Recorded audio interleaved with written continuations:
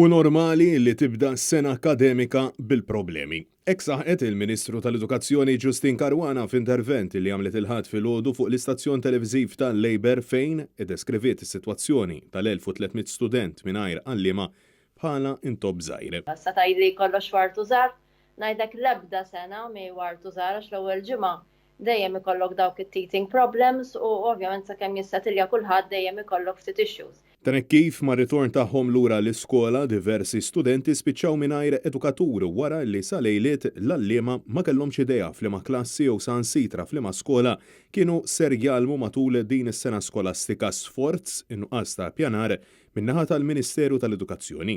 Madankollu Caruana saħqet illi ftit kien hemm tgergir. Onestament, tgergir li kien ġustifikat ftit kien hemm.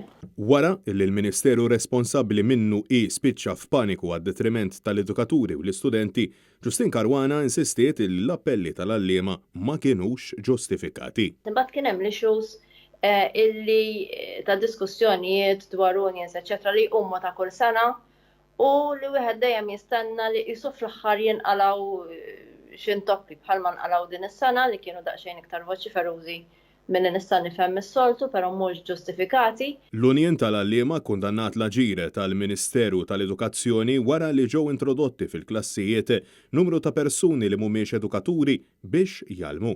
U ma saħqu li dan kien turija ta' nuqqas ta' rispett fil-konfront tal-edukaturi li investew il-maġġor parti ta' ħinhom biex jispeċjalizzaw fuq sma rispettivi tagħhom.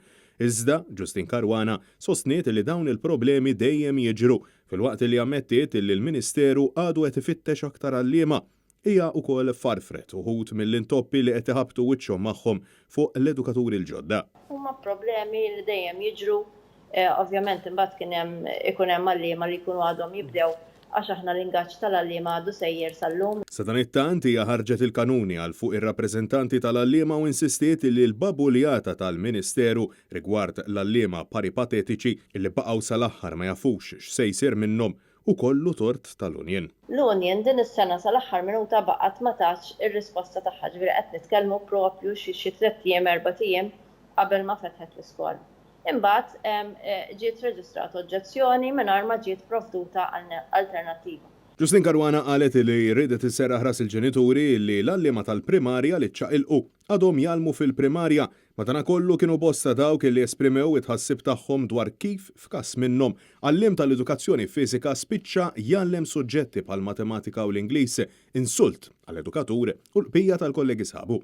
F'reazzjoni għal dan kollu l-MUT stqarret ma' Net News li jekk il-Ministeru jqis bħala normali il-fatt li qdew 150 klassi biex żarmaw is-sistema u s-servizzi tal-paripatetiċi fil-primarja lejlet il-ftuħ tas-sena skolastika mela jfisser illi fix-xhur illi ġejjin għandna nippreparaw ruħna l-aktar problemi. L-għalliema insistew illi billi tixħed taħt it-tapit il-problemi mhux se ssolvihom iżda tħalli lil diversi edukaturi, ġenituri u studenti iħabbtu wiċċhom waħedhom mat-taħwit li l-Ministeru stess ħoloq waħdu.